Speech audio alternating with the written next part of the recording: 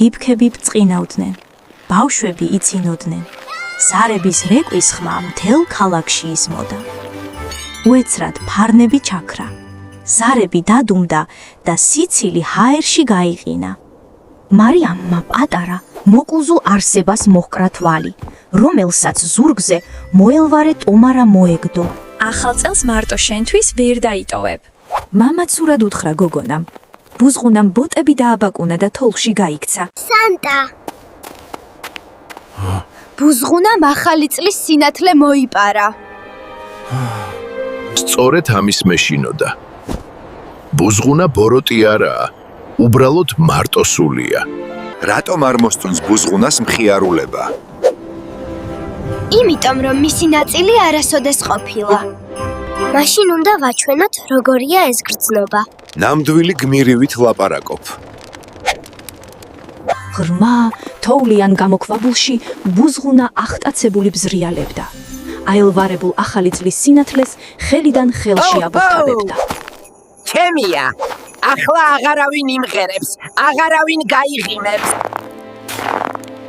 გინდა რომ მხოლოდ შენ გქონდეს?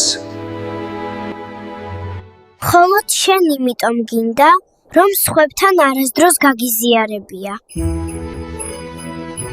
უეცრად ქარმა დაუბერა და აელვარებული ტომარა ბუზღუნას ხელიდან გამოსტაცა.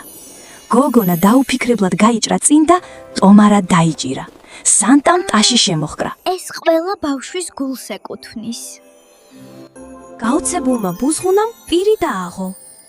ტომარა გაიხსნა, ოქროსფერი ნაპერწკლები ღამეში მიმოიფანტა. ეს არის სიხარული. შეგიძლია შენთვისაც დაიტოვო, როცა სხვას უზიარებ. მომწონს. ქალაქში მუსიკა დაბრუნდა. ფეიერვერკმა მოხატა. სანტა გოგონას მიუბრუნდა. მარიამ, შენს გარეშე ეს ყველაფერი შეუძლებელი იქნებოდა. ეს ერთად შევძელით. ბუზღუნაც კი დაგვეხმარა. ბუზღუნა გაწითლდა. გილოცავთ ახალ წელს. სინათლე დაბრუნდა. ბუზღუნა მორცხვად იყურებოდა. ეს ვინ არის? იკითხა ბავშვმა. ბუზღუნა ჩემი მეგობარია.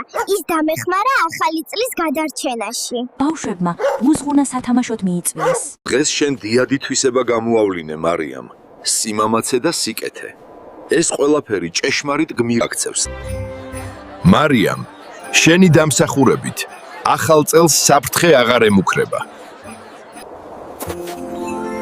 დედიკო, ეს ყველაზე ბედნიერი ახალი წელია.